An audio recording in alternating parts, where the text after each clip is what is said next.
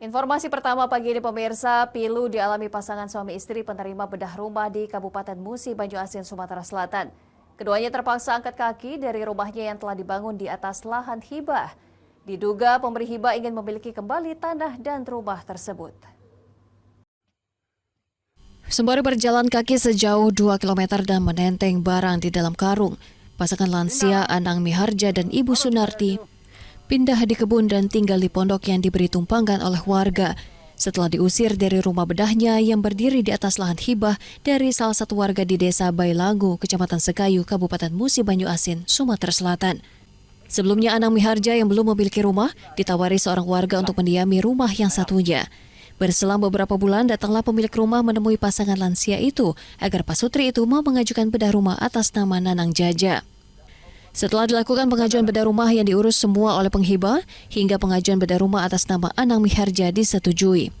Pembangunan bedah rumah ukuran 3,5 meter x 5 meter untuk Nanang Jaja dan istri selesai dibangun di atas tanah yang dihibahkan.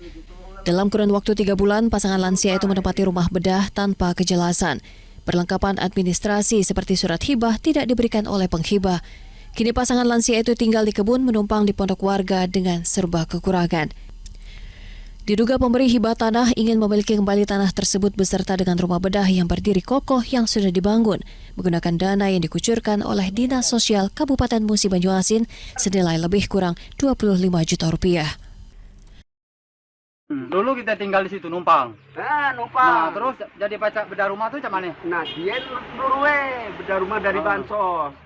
Jingok nih dari Bansos datang ke tempatku. Jelas suruh tanda tangan. Cari nurut tuh buang bodoh kan. Jadi tanda tangan. Sedangkan ngambil duit Bansos itu kalau tidak melalui ku tidak dapat kan. Kena mekunian. Nah, namun yang tidak habis pikir ujungnya tanah tu wakaf tapi surat tidak diberikan ku.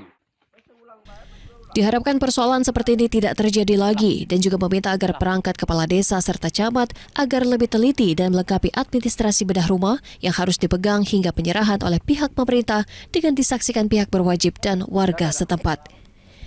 Dari Musi Banyu-Asin, Edi Lestari Ayus melaporkan.